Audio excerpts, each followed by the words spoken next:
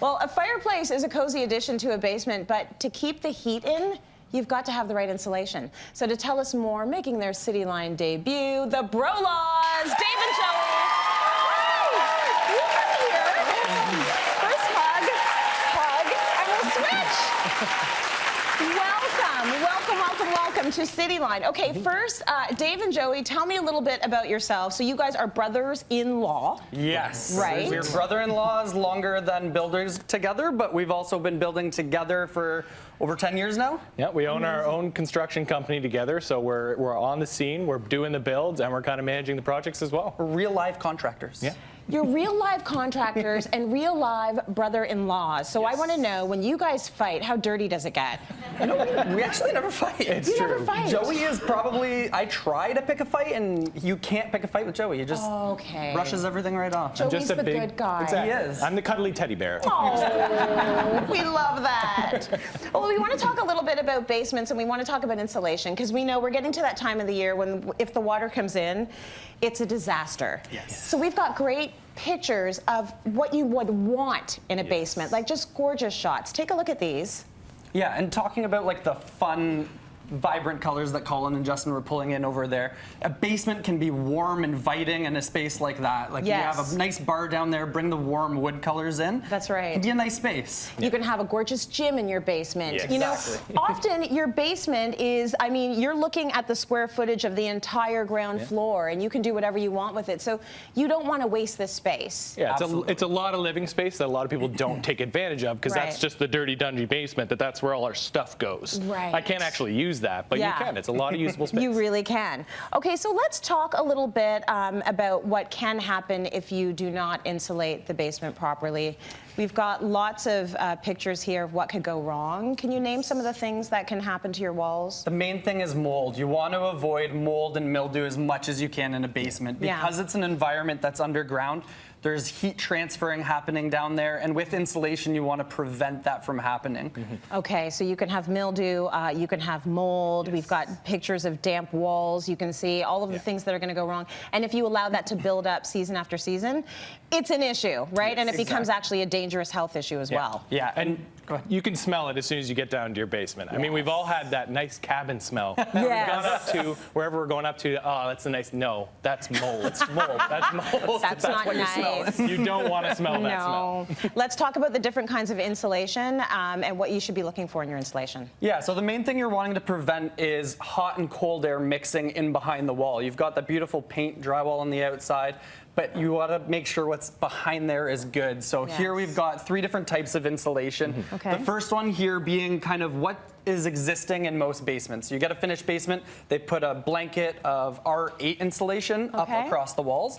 So when you're talking about insulation, there's an R value. So the R value is basically just resistance to heat traveling through. Okay. So what's going to stop the heat? So this is just an R8 insulation there. Yes. So you can imagine if you build a wall in front of that, your heat's going to be transferring through there, and you're going to have cold air mixing with hot air, creating moisture, creating mold, mildew, ruining those beautiful walls. So that's kind of not enough. Not enough. This is definitely not enough. Definitely not enough. So This should is we a move to step this in the one? right direction Okay. here. So we have bad insulation that takes us up to R20. Now that is the amount that you want between your walls, and you have a proper vapor barrier that's been taped off as well. So you're not going to have any moisture or hot air getting through this barrier. Okay, well, that's good. So how come this one is not quite good enough? Is it the insulation that we have a problem with? No, it is good enough, and Yeah. it is going to dry out. It's basically just different price points. So also with here, it's a little bit hard to seal up and around everything in a basement. So you're not guaranteeing 100% seal, but it's a little bit more cost effective. So if you're going to DIY your basement,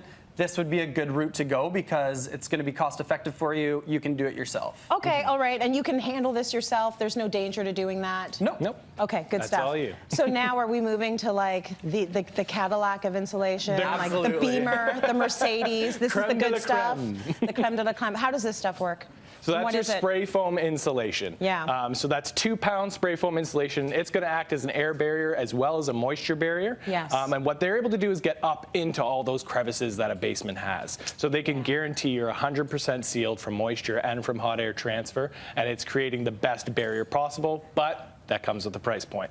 Okay. Did you mention actually the prices across? How much they cost? So for roughly a 1,000 square foot basement, the spray foam would be about $3,500. Yeah. The bat insulation would be about $2,500. So you're saving $1,000, and then that's free. Yeah. But it's going to be awful. Free mold too. Yes, exactly. So while insulating awesome. your basement, you want to make sure that you're sealing it there, and also around your windows is a great way to make sure within your house that you're keeping your keeping it done. So we're going to quickly teach you kind of how to caulk a window, Tracy. Okay, sounds good.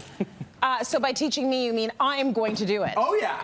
Okay. You're gonna get your hands dirty here. So first you need to take a look at all of your windows and see if they're properly sealed. What are we looking for to see, what needs to be repaired? So there's going to be caulking around the outer edges of your window. Now that should last 15, 20, 25 years, but if you're in an older home, like this caulking more between the brick or your siding and the edge of the window. Got it. If you're seeing that that's starting to separate from either the brick or the siding, or it's just really cracked, that it's time to remove that caulking and put in some fresh stuff. Okay, that's a serious looking gun there. We've brought you the Cadillac of caulking guns. How does this work? So you've got a pull trigger down there. Yeah. You pull it, and the caulking's gonna start coming out of there. Okay. So you've got a speed. We've already got it set up for you to handle. I hope you put it on a low speed. So what you're gonna want to do is, we thought about cranking I've done this so many times, never.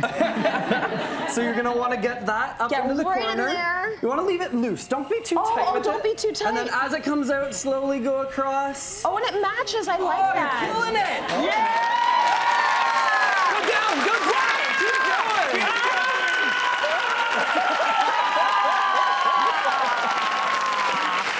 Oh, that's so good.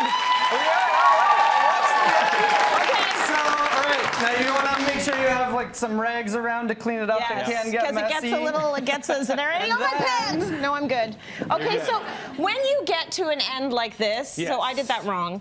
Are you trying to prevent that sort of thing from happening? Like, you don't want that, right? Ideally, this was good. That was all right. It's a great right? bead. And then we got a little crazy as the crowd got excited for you. You got excited. Yeah. But then what you can do is you can dip your finger in some water. Okay. If you got some soapy water, keep your finger wet, and then you can just gently graze it along the edges. Oh, so that it really gets out. in there. That's it. Okay. It's a little bit like peanut butter.